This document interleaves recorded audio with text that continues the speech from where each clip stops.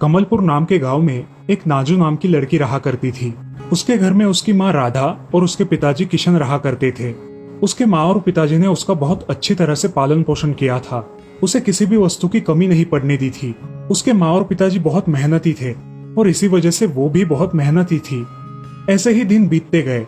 दिन ब दिन नाजू बड़ी होने लगी। वो कॉलेज जाने लगी और कॉलेज के साथ साथ उसने केक बनाने का प्रशिक्षण भी पूरा कर लिया। मगर केक बनाने के लिए लगने वाला सामान बहुत महंगा होने के कारण वो घर में केक नहीं बना पाती थी। ऐसे ही कुछ साल बीत गए। उसकी शादी राहुल नाम के एक लड़के से हो गई। राहुल बहुत ही समझदार और सुलझा हुआ इंसान था। उन दोनों के विचार एक दूसरे से मिलते थे और वो राहुल के साथ बहुत खुश थी। लेकिन उन दोनों को पैसों की थोड़ी कमी पड़ रही थी। ऐसे ही एक दिन नाजू ने राहुल से कहा, मैं क्या कहती हूँ राहुल, मैं भी कुछ ना कुछ करूँ। अरे नाजू, तुम्हें जो करना है वो करो, मुझे क्यों पूछ रही हो? आप सच कह रहे हो? हाँ सच। मगर मुझे कुछ पैसों की जरूरत लगेगी, क्या आप दोगे? हाँ दूंगा ना, क्यों नहीं। अब दोनों सो जाते हैं। अगले ही दिन नाजू बाजार जाकर केक बनाने के लिए लगने वाला सामान लेकर आती है और एक अच्छा सा केक बनाकर उसे फ्रिज में रखती है। रात को राहुल घर आता है और फ्रिज में रखा केक देखकर कहता है, अरे नाजू, आज तो मेरा जन्मदिन नहीं और तुम्हारा भी नहीं है, फिर ये केक क्यों बनाया? अजी वो मैंने बनाया है। कैसा बना है, जरा खा के तो देखो। ये इतना सुंदर केक तुमने बनाया? हाँ मैंने बनाया है, खा के तो देखो। राहुल वो केक काटकर खा के देखता है। उसे उसका टेस्ट बहुत पसंद आता है। नाजू, ये केक तो लाजवाब है, मन ही नहीं भरता। ऐसा लगता है कि खाते ही जाऊं। सच में इतना अच्छा बना है केक? अगर तुम इसे बेचोगी तो तुम्हें इसके बहुत अच्छे दाम मिलेंगे और तुम्हारा कुछ करने का सपना भी पूरा हो जाएगा। अच्छा, चलो अब खाना खा लो। नाजू और राहुल खाना खा लेते हैं और सो जाते हैं। दूसरे दिन नाजू अपने मोबाइल पे अपने केक का एक पेज बनाती है और उस पर अपने केक के एडवर्टाइजमेंट करने लगती है। धीरे धीरे लोग उसे पहचानने लगते हैं और उसके पास कुछ ऑर्डर्स भी आने लगते हैं। उसके हाथों बनाए केक सबको पसंद आने लगते हैं। अब दिन ब दिन उसके ऑर्डर्स बढ़ने लगते हैं। राहुल, मैं क्या सोच रही थी, अगर हम एक दुकान किराए पर ले और उसमें केक बेचना शुरू करें तो? हाँ क्यों नहीं, मैंने तुम्हें कभी ना कहा है क्या? राहुल एक अच्छी सी जगह पर दुकान ढूंढता है और उसे किराए पर लेकर नाजू वहाँ केक बनाना शुरू कर देती है। उसका केक बनाने का व्यवसाय अच्छी तरह से चलने लगता है। वो उसमें पूरा दिन बिजी रहती थी और उसकी कड़ी मेहनत देखकर राहुल भी बहुत खुश हुआ करता था। नाजू की दुकान के सामने ही एक हलवाई वाले की दुकान थी। नाजू की दुकान पर हुई भीड़ देखकर वो नाजू पर बहुत जलता था। ऐसे ही एक दिन एक औरत नाजू के दुकान पर आई। मुझे 40 कपकेक देना। आज एकदम से 40? क्यों, कोई बर्थडे है क्या? मेरे बेटे का आज बर्थडे है, इसलिए स्कूल में बांटने के लिए चाहिए। अरे वाह, आज आपका बर्थडे है, ये लीजिए मेरी तरफ से chocolate. Thank you aunty. Wish you a very happy birthday dear. वो लड़का और वो औरत कप लेकर वहाँ से चले गए। नाजू के केक कम समय में ही बहुत फेमस हो गए थे और ये देखकर वो हलवाई वाला बहुत जल रहा था। एक दिन नाजू की दुकान पर एक अमीर आदमी आया। क्या आपका ही नाम नाजू है? जी हाँ, मेरा ही नाम नाजू है। क्या बात है? मेरे बेटे को आपके कपकेक बहुत पसंद आते हैं। क्या आप उसके बर्थडे के लिए 100 कपकेक बना के देंगी? जी हाँ, क्यों नहीं, मैं जरूर केक बना के दूंगी। आपको कौन से फ्लेवर की चाहिए? आप चाहिए तो ये केक टेस्ट करके देख सकते हैं। वो अमीर आदमी एक कपकेक खा लेता है और ये केक तो बहुत ही लाजवाब है, मुझे यही पसंद आया है। आपको किस दिन ऑर्डर चाहिए? 10 तारीख को मुझे ऑर्डर चाहिए, आज से 3 दिन बाद। जी मिल जाएगा आपको, मैं 3 बजे तक आपकी ऑर्डर तैयार रखूंगी। जी ठीक है। वो अमीर आदमी वहाँ से चला जाता है और नाजो अपने काम में व्यस्त हो जाती है। ये सब वो सामने वाला हलवाई राम देख रहा था। उसे मन ही मन बहुत जलन होने लगी। इसका कुछ तो इंतजाम करना पड़ेगा, मैं इसके केक से सस्ते केक बनाऊंगा। अगले दिन राम उसकी दुकान पर सस्ते केक लगाता है और एक पर एक फ्री ऐसी ऑफर भी देता है। कुछ लोग वो ऑफर देखकर वहाँ चले जाते हैं, मगर केक की टेस्ट अच्छी ना होने के कारण वो लोग वापस नाजू के शॉप में चले जाते हैं। राम से कोई केक नहीं खरीदता और इस वजह से उसके मन में नाजू के प्रति बहुत नफरत पैदा हो जाती है। दूसरे दिन नाजू दोपहर से कपकेक बनाना शुरू कर देती है और रात होने तक सारे ऑर्डर पूरे कर देती है। रात को राहुल उसे लेने दुकान पर आता है। अरे नाजू, घर नहीं चलना है क्या कि केक ही बनाती रहोगी रात भर? नहीं जी, ऑर्डर के हैं इसीलिए बनाए हैं। बन गए हैं सारे केक, चलिए अब घर चलते हैं। चलो। राहुल और नाजू वहां से चले जाते हैं। ये सब राम एक जगह छुपकर देख रहा था। जैसे ही उसने देखा कि नाजू दुकान से चली गई है, उसने दुकान की खिड़की से झांक कर देखा। उसे नाजू के बनाए सारे कपकेक दिखाई दिए और वो मन ही मन सोचने लगा, अगर इसके सारे कपकेक खराब हो जाए तो कितना मजा आ जाएगा और उन कपकेक की ऑर्डर मैं पूरी कर दूंगा। राम कुछ चूहों को लेता है और नाजू के दुकान के अंदर छोड़ देता है।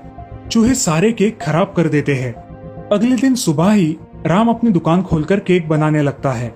जब नाजू दुकान पर आती है तो उसे ये सब देखकर जरा अजीब लगता है, क्योंकि राम कभी भी 10 बजे से पहले अपनी दुकान नहीं खोलता था। अब नाजू खुद का दुकान खोलकर देखती है। पूरी दुकान में चूहे फैल गए थे और नाजू ने मेहनत से बनाए हुए सारे कपकेक खराब हो गए थे। नाजू का पूरा शक राम पर चला गया। उसकी ऑर्डर देने में सिर्फ 3 घंटे बाकी थे और 3 घंटों में 100 कपकेक बनाना नामुमकिन था।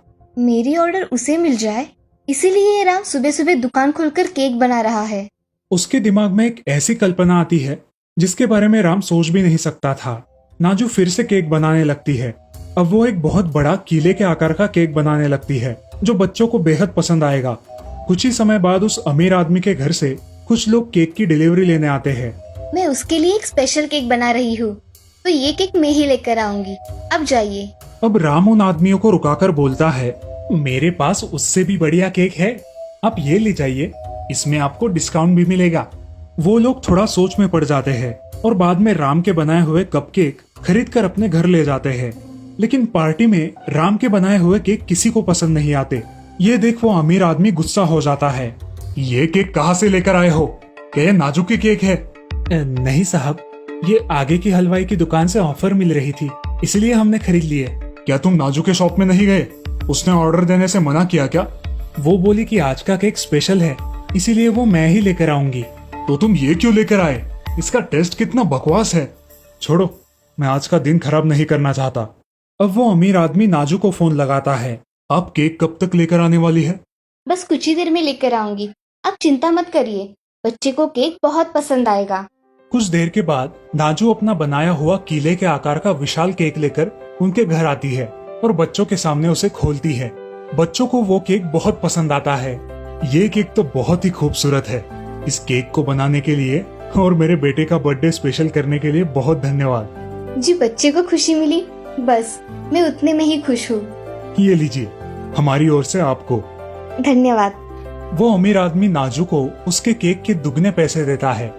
ये बात राम को भी पता चलती है और वो समझ जाता है कि वो नाजू का कभी कुछ नहीं बिगाड़ सकता। धीरे धीरे नाजू बहुत अलग अलग प्रकार के केक बनाने लगी और अपने व्यवसाय को बहुत ऊंचाइयों पर ले गई।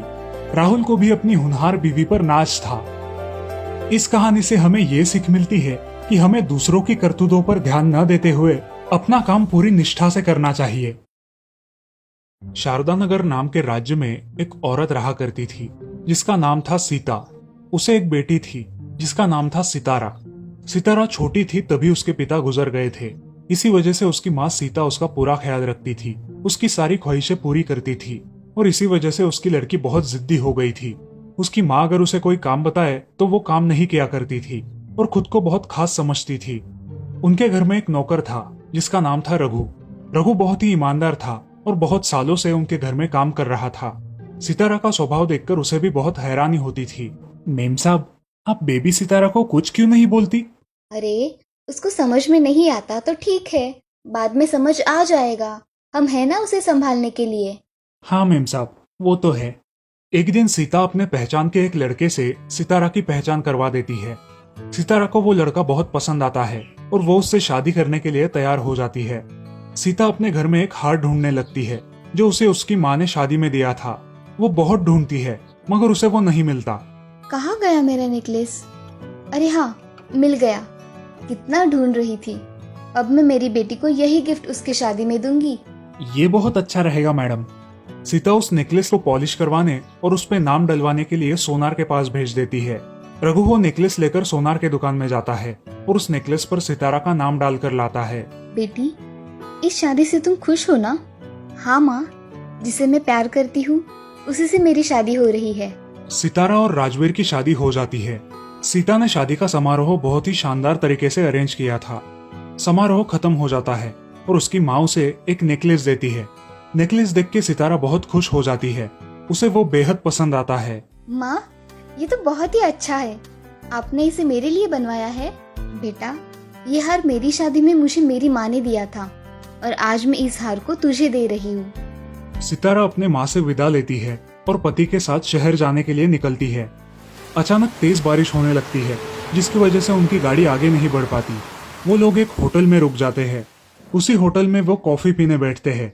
कॉफी पीते समय सितारा की नजर एक लड़की पर पड़ती है जो शादी के लिबास में खड़ी है और अपने दोस्त से बात कर रही है।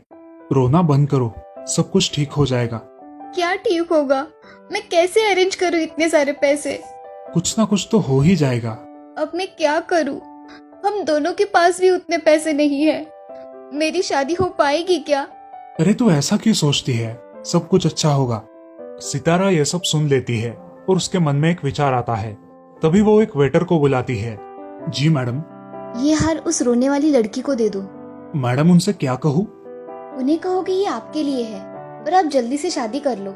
अब राजवीर वहां आता है और सितारा को लेकर चला जाता है। सितारा जाते समय उस लड़की को देखती है जो बहुत खुश थी। उसके चेहरे की खुशी देख सितारा भी खुश हो जाती है और राजवीर के साथ चली जाती है। अब सितारा और राजवीर बहुत खुश रहने लगे। कुछ महीनों बाद उन्हें एक लड़का हुआ जिसका नाम उन्होंने सिराज रखा। सिराज बहुत ही शांत स्वभाव का था और अपने माँ बाप की सारी बातें मानता था। एक दिन अचानक शहर में भूकंप आ जाता है। सारे लोग घर छोड़कर भागने लगते हैं और राजवीर, सिराज और सितारा भी भागने लगते हैं। सितारा भागो, मैंने सिराज को उठा लिया है, तुम पीछे मत देखो। हाँ राजवीर, सिराज को अच्छी तरह से पकड़ो। अब राजवीर और सितारा एक साथ भागने लगते हैं, मगर भीड़ बहुत होने के कारण राजवीर और सितारा एक दूसरे से बिछड़ जाते हैं। राजवीर, सिराज, सिराज। मगर उसके चिल्लाने का कोई फायदा नहीं होता और भीड़ जहाँ ले जाए वहाँ वो दोनों चले जाते हैं। सितारा बहुत रोने लगती है क्योंकि उसे उसके बेटे की याद आती है। तभी वो देखती है कि सारे लोग एक जगह पर जमा है जहाँ मुफ्त में खाना मिल रहा था। सितारा भी उसी लाइन में खड़ी हो जाती है। तभी एक बूढ़ा आदमी जो खड़ा नहीं हो पा रहा था वो भी खाने की लाइन में खड़ा रहता है। सितारा अपना खाना उसे दे देती है। बाबा, ये आप ले लो, मैं दूसरा लाती हूँ। बेटी, भगवान तुम्हें दुआ देगा। अब सितारा फिर से लाइन में खड़ी हो जाती है। उसे बहुत सारे लोग ऐसे दिखाई देते हैं जो बहुत थक गए हैं मगर भूख के कारण वहां खड़े नहीं हो पा रहे। सितारा मन ही मन सोचती है, मैं थोड़ी देर तक भूख सह सकती हूँ, मगर ये लोग कैसे खड़े रहेंगे? मुझे इनकी मदद करनी होगी। ये सोच के सितारा वहां खड़े सारे बूढ़े लोगों की मदद कर देती है। जब सबकी मदद हो जाती है तब सितारा खुद के लिए खाना लेने के लिए लाइन में खड़ी होती है, लेकिन वहां का खाना खत्म हो जाता है और मैनेजर अपनी टीम को धन्यवाद देता है। आप सब लोगों ने बहुत अच्छा काम किया है, आप सबका बहुत बहुत आभार। ये कौन है? हमें नहीं पता। आप कौन है मैडम? मैं यहाँ खाना खाने के लिए आई थी, लेकिन बूढ़े लोगों को देखकर मैंने उन्हें खाना दे दिया और मैं फिर से लाइन में खड़ी हो गई। लेकिन मेरा नसीब खराब, इसी वजह से मुझे खाना नहीं मिला। मैडम, आप थोड़ी देर यहाँ रुक सकती है? जी सर, मैं यहाँ रुकती हूँ। मैनेजर बड़े साहब से जाकर मिलता है और उन्हें सितारा के बारे में सब बताता है। साहब उसे अपने घर में बुलाते हैं। मैंने आपके दरिया दिली के किस्से सुने हैं, क्या आप मेरे बेटे को संभालोगी? आपको उसके पैसे मिलेंगे। जी साहब, जरूर करूंगी मैं ये काम। मगर एक शर्त है, तुम्हें मेरे पत्नी के कमरे के पास नहीं जाना है। जी साहब, मैं ध्यान रखूंगी। अब सितारा उस बच्चे का अच्छी तरह से ख्याल रखती है। उस बच्चे की परवरिश करते समय उसे अपने बेटे सिराज की याद आती है। ऐसे ही एक दिन सितारा और वो बच्चा एक बॉल के साथ खेल रहे थे। बच्चे का बॉल अपनी माँ के कमरे में चला गया, लेकिन सितारा को वहां जाने की अनुमति नहीं थी, इसीलिए वो रुक गई। लेकिन वो बच्चा उस बॉल को लेकर बहुत रोने लगा और उसकी मांग करने लगा। अब सितारा के पास उस कमरे में जाने के अलावा कोई चारा नहीं बचता। वो उस कमरे में जाती है। उसे वहां टेबल पर उसकी माँ ने दिया हुआ हार दिखाई देता है। वो उस हार को गौर से देखती है। उसे उस पर अपना नाम दिखाई देता है और वो वही अपनी माँ की यादों में खो जाती है। उसे अपने माँ की बहुत याद आने लगती है और वो रोने लगती है। तभी उसके कंधे पर कोई हाथ रखता है। वो बहुत चौंक जाती है। तुम कौन हो? मैं यहाँ काम करती हूँ। बच्चे का बॉल यहाँ आ गया था, इसलिए मैं बॉल लेने के लिए यहाँ चली आई। ठीक है, मगर तुम रो क्यों रही हो? वो मैं इस हार को देख के रोने लगी थी। इसे देखकर मुझे मेरी माँ की याद आ गई थी। ये तुमने कभी किसी को दिया था क्या? हाँ मैडम, जब मेरी शादी हुई थी तो मेरी माँ ने मुझे ये हार दिया था और उस पे मेरा नाम भी लिखा हुआ है। जिस होटल में हम ठहरे थे वह एक लड़की बहुत रो रही थी। मैंने उसकी मदद कर दी और उसे ये हार दे दिया था। मुझे शायद वहम हुआ है। तुम उस लड़की को जानती हो? नहीं मैडम, मैंने उसे सिर्फ एक ही बार देखा था। क्या वो चेहरा यही है? जरा गौर से देखो, आप तो उस लड़की की तरह ही दिखती हो। क्या वो आप थी? हाँ सितारा, वो मैं ही थी। तुम्हारी मदद से आज मैं यहाँ तक आ पहुँची हूँ। सितारा, तुमने मुझे वो हार दिया और मैंने वो हार गिरवी रखकर उससे हमने शादी कर ली और एक छोटा सा बिजनेस शुरू किया। फिर बाद में उस हार को छुड़ा कर ले आए। इसलिए तुम हमारे लिए बहुत अहम हो। आज मुझे कितने दिनों बाद अच्छा लग रहा है। सितारा, आज से हम दोनों दोस्त हैं। सितारा अब उसकी सारी कहानी सुनती है। साहब की बीवी अपने स्पेशल आदमी भेजकर सितारा के बच्चे और पति की तलाश करती है। कुछ दिनों बाद उन दोनों का पता चल जाता है और सितारा अपने पति और बेटे से मिलकर बहुत खुश हो जाती है। साहब की बीवी इनाम के तौर पर उनकी आधी जायदाद और सितारा के माँ का शादी में दिया हुआ वो हार लौटा देते हैं। अब सितारा, राजवीर और सिराज खुशी खुशी रहने लगते हैं। इस कहानी से हमें ये सीख मिलती है कि जरूरत के समय हमें सबकी मदद करनी चाहिए। स्वर्णपुर नाम के राज्य में बापू नाम का एक मछुआरा रहता था। वो अपने परिवार के साथ बहुत खुश था। उसकी 2 बेटियां थी। एक का नाम था संगीता और दूसरी का नाम था सारा। संगीता का स्वभाव बड़ा ही दयालु था। वो अपने पिता के सारे काम किया करती थी, मगर उसके विपरीत थी उसकी बहन सारा। उसका स्वभाव बहुत ही अलग था। वो किसी से ढंग से बात भी नहीं करती थी और खुद को बहुत ही सुंदर समझती थी। घर की पूरी जिम्मेदारी संगीता पर ही थी। सारा, जरा यहाँ आओ, मुझे तुमसे कुछ बात करनी है। हाँ बोलिए पिताजी, जल्दी बोलिए, मुझे जरा काम है। बेटी, इस घर में सिर्फ संगीता ही काम करती है। तुम क्यों नहीं उसकी काम में मदद करती? क्या ये फिजूल की बात करने के लिए आपने मुझे यहाँ पे थमा के रखा था? मैं आपको एक बात बता दूं, ये आलतू फालतू के काम मैं नहीं करूंगी। आपको करना है तो करो, मुझे मत बताना। क्या बोल रही हो? पता है तुम्हें सारा? हाँ पता है, अब मैं बाहर जा रही हूँ। ऐसा कह के सारा बाहर चली जाती है। बापू को उसके बर्ताव का बहुत बुरा लगता है। वो अपने काम पर निकल जाते हैं। ऐसे ही बहुत दिन बीत जाते हैं, मगर उसके स्वभाव में कोई भी परिवर्तन नहीं आता। एक दिन उसके पिताजी बहुत बीमार हो जाते हैं और बिस्तर पकड़ लेते हैं। अब उनकी देखभाल संगीता ही करती है। बदकिस्मती से उसके पिताजी कुछ दिनों बाद गुजर जाते हैं। अब उनके घर में कमाई का कोई जरिया नहीं रहता। संगीता और सारा के खाने के भी लाले पड़ते हैं। लेकिन अब संगीता अपना दुख छोड़कर बाजार में अपने पिताजी का कारोबार चलाने लगती है। संगीता खुद ही मछली तालाब से पकड़कर लाती और बाजार में बेचा करती थी। लेकिन इस काम के बारे में उसे ज्यादा कुछ पता ना होने के कारण उसे बहुत परेशानी हो रही थी। लेकिन फिर भी वो बहुत मेहनत किया करती थी। उन दोनों का घर का गुजारा होना बहुत मुश्किल हो रहा था। ऐसे ही एक दिन संगीता ने सारा से कहा, अरे सारा, मुझे ये मछली पकड़ने के काम में तुम्हारी मदद लगेगी। मुझे अकेले से नहीं हो पाएगा। क्या तुम मेरी मदद करोगी? मैंने तुम्हें कितनी बार बताया है, मुझे काम मत बताया करो।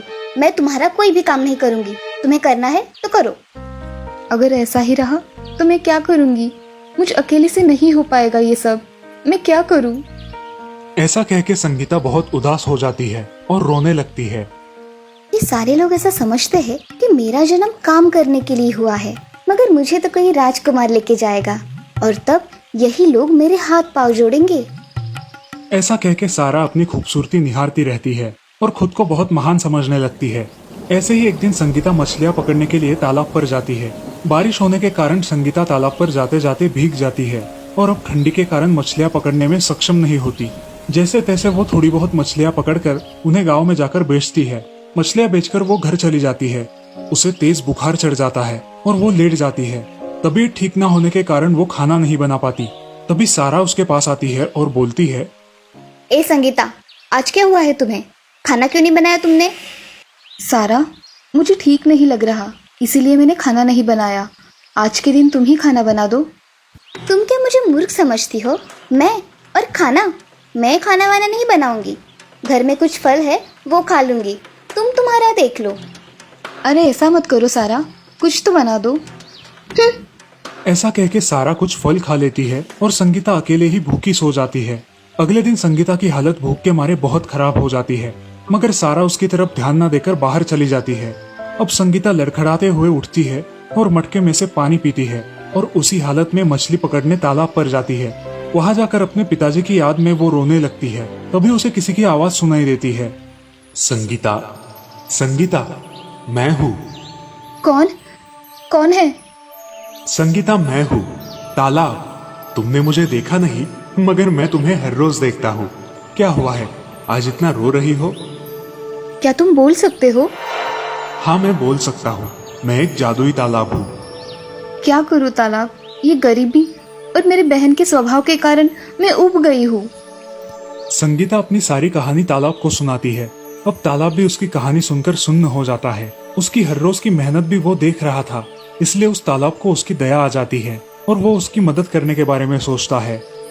अब तो ऐसे लगता है कि मेरे जीवन में कुछ शेष ही नहीं है, जीने की इच्छा ही नहीं है। जो होगा वो देखा जाएगा। संगीता, इस पानी को हाथ में लेकर तुम्हें जो चाहिए वो मांग लो, तुम्हें सब मिल जाएगा। हे जादुई तालाब, मुझे और मेरी बहन के लिए साल भर का अनाज चाहिए। क्या तुम मेरी ये इच्छा पूरी कर सकते हो? संगीता, तुम्हारी ये इच्छा पूरी हो गई है। तुम्हारे घर पे साल भर का अनाज पहुंच गया है। अब तुम्हें और क्या चाहिए संगीता? मुझे और कुछ नहीं चाहिए जादुई तालाब। तुम हर रोज सिर्फ मुझसे ऐसे ही बातें किया करना, जिससे मुझे दोस्त मिल जाएगा अपना सुख दुख बांटने के लिए। ठीक है संगीता। अब संगीता घर चली जाती है और देखती है तो उनके घर में ढेर सारा अनाज होता है। अनाज देखकर संगीता बहुत खुश हो जाती है और उस अनाज से कुछ खाना बना के खा लेती है। तभी सारा घर आती है। संगीता, ये सारा अनाज कहाँ से लाया है तुमने? जमा किए हुए पैसों से लेके आई हो क्या? संगीता अब चुपचाप खड़ी रहती है और उसकी बात को अनसुना कर देती है। अब सारा को बहुत गुस्सा आ जाता है। नहीं बताना है तो मत बताओ, मुझे क्या। सारा बड़े गुस्से से वहां से चली जाती है। सारा का ये बर्ताव देखकर संगीता बड़ी चिंतित होती है। अगले दिन संगीता तालाब के पास चली जाती है। बोलो संगीता, क्या हुआ है? आज भी बड़ी चिंता में लग रही हो। हाँ जादुई तालाब, मुझे मेरी बहन की बहुत चिंता हो रही है। मैं उसके स्वभाव का क्या करूं? वो मुझसे ठीक से बात ही नहीं करती और खुद ही में मशगूल रहती है। हाँ, पता है तुम्हारी बहन का स्वभाव। तुम ऐसा करो, तुम उससे झगड़ा करके अलग घर में रहने के लिए जाओ, जिससे उसे तुम्हारी कीमत पता चले। मगर मेरे पास दूसरा घर नहीं है जिसमें मैं जाके रह सकूं। तुम जब घर पहुंचोगी तब तुम्हें तुम्हारा नया घर तुम्हारे पुराने वाले घर के पास ही मिल जाएगा। उसमें सारी सुख सुविधाएं भी होंगी, जिससे तुम आराम से जीवन व्यतीत कर सकोगी। धन्यवाद तालाब। अब संगीता घर जाने के लिए निकलती है। घर पहुंचकर देखती है तो उसके घर के पास एक बहुत बड़ा आलीशान घर होता है। उस घर को देख संगीता बहुत खुश हो जाती है। वो अपने पुराने घर में जाती है और सारा को ये सब बताती है। सारा, चलो उठो, हम दोनों के लिए कुछ खाना बनाओ। क्या बोल रही हो तुम? तुम्हारी अकल ठिकाने पे है ना? मैं और खाना? हाँ तुम। और कौन है इस घर में जिससे मैं बात करूंगी? चलो, आज का खाना तुम ही बनाओगी। मैं खाना नहीं बनाऊंगी। नहीं खाना बनाओगी तो इस घर से निकल जाना। मैं क्यों निकलूं? ये मेरे पिताजी का घर है, निकलना है तो तू निकल। संगीता अब उसका बर्ताव देखकर बहुत दुखी होती है और वहां से निकल जाती है। वो अपने नए घर में रहने के लिए जाती है। अब सारा अकेले ही उस घर में रहने लगती है, मगर उसे खाना बनाना ना आने के कारण उसके खाने के लाले पड़ते हैं। अब वो उदास रहने लगती है। संगीता सारा पर नजर रखे हुए थी। एक दिन संगीता खिड़की से झांक कर देखती है तो उसे सारा एक बेड पर सोई दिखाई देती है। संगीता को लगता है कि उसकी तबीयत ठीक नहीं है, इसलिए वो जल्दबाजी में तालाब के पास चली जाती है। हे जादुई तालाब, क्या मैं मेरी बहन से मिल सकती हूँ? उसकी तबीयत खराब है, ऐसा मुझे लग रहा है। संगीता, कल तक रुक जाओ, बाद में देखो तुम्हारी बहन का स्वभाव कैसे बदल जाता है। ठीक है तालाब, तुम मेरे सच्चे दोस्त हो, जो कठिन परिस्थितियों में भी मेरे साथ हो। दोस्त बोला है तो इतना तो करना ही पड़ेगा। अब संगीता वहां से चली जाती है और अगले दिन का बेसब्री से इंतजार करती है। अगले दिन सारा जल्द ही उठकर घर का काम करते हुए दिखाई देती है। ये देखकर संगीता सोच में पड़ती है। ऐसा कैसे हुआ? संगीता अपने बगीचे में टहलने जाती है। अचानक उसे देख सारा भागती हुई आती है और संगीता, मुझे माफ कर दो। मैंने तुम्हारे साथ बहुत बुरा बर्ताव किया है, मुझे माफ कर दो ना। सारा, मैंने तुम्हें कब का माफ कर दिया है। तुम मुझे मिल गई हो, बस मुझे और कुछ नहीं चाहिए। संगीता, तुम अब कहाँ रह रही हो? मैंने तुम्हारे साथ बहुत बुरा व्यवहार किया है। अब तुम चलो अपने घर, मुझे तुम्हारी बहुत जरूरत है। चलो सारा, तुम्हें एक नया घर दिखाती हूँ, जिसे देख तुम बहुत खुश हो जाओगी। अब संगीता उसे अपने नए घर में लेकर जाती है। सारा वो घर देखती ही रह जाती है। ये इतना आलीशान घर तुम्हारे पास कैसे आया? ये घर मुझे भगवान की कृपा से मिला है। अब तुम भी इस घर में रह सकती हो, क्योंकि तुम मेरी बहन हो। अब सारा और संगीता उस नए घर में खुशी खुशी रहने लगती है। संगीता तालाब के पास जाती है और उसे आवाज देती है। दोस्त दोस्त, आज मैं बहुत खुश हूँ और ये खुशी मैं तुम्हारे साथ बांटना चाहती हूँ। क्या हुआ है संगीता, आज बड़ी खुश हो? हाँ दोस्त, मुझे मेरी बहन मिल गई है। उसका स्वभाव तो पूरा परिवर्तित हो गया है। अब वो मेरे साथ मेरे घर में रहती है। तालाब, ये सब तुम्हारी वजह से हुआ है। धन्यवाद। हाँ संगीता, तुम खुश हो तो मैं भी खुश हूँ। अब तुम दोनों को अगले 8 दिनों में इस गांव से हमेशा हमेशा के लिए चले जाना है। क्यों तालाब, हमसे कोई गलती हुई है क्या जो हम दोनों को इस गांव से जाना पड़ेगा? जल्द ही तुम दोनों के लिए आजमगढ़ राज्य के 2 युवराज आएंगे जो तुम्हारा हाथ मांगेंगे और तुमसे शादी करेंगे। तुम यहाँ से विदा हो जाओगी। अब तुम इस गांव में सिर्फ 8 दिन की मेहमान हो। जादुई तालाब, मुझे तुम्हारी बहुत याद आएगी। तुम मुझे जब भी सच्चे मन से याद करोगी मैं तुम्हारे पास आ जाऊंगा। सच में तालाब? सच में। अब संगीता खुशी खुशी घर लौट जाती है और सच में 8 दिनों के बाद 2 राजकुमार घोड़े पर सवार होकर संगीता और सारा के घर के पास आते हैं। अब उस बड़े राजकुमार को संगीता बहुत पसंद आती है और दूसरे राजकुमार को सारा पसंद आती है। जी, आपके घर में कोई बड़े हैं? मैं उनसे बात करना चाहता हूँ। नहीं, हमारे घर में कोई बड़ा बुजुर्ग नहीं है। हम दोनों बहनें ही हैं इस पूरे घर में। आपको जो बात करनी है आप मुझसे कर सकते हो। हम दोनों यहाँ हमारी रानियों की खोज में आए थे। हम दोनों आजमगढ़ के राजकुमार हैं और हम हमारी रानियाँ खुद पसंद करते हैं। मुझे आप पसंद आई हो। क्या आप मेरी रानी बनोगी? और क्या आप मेरी रानी बनोगी? मुझे आप पसंद आई हो। हाँ। अब वो 2 राजकुमार दोनों बहनों को अपने साथ अपने राज्य में लेकर जाते हैं और वहाँ उनकी धूमधाम से शादी की जाती है। अब संगीता और सारा खुशी खुशी राजमहल में रहने लगती है। इस कहानी से हमें ये सीख मिलती है कि कठिन समय में होश से काम लेना चाहिए। जो भी संकट आए उसका डटकर सामना करना चाहिए।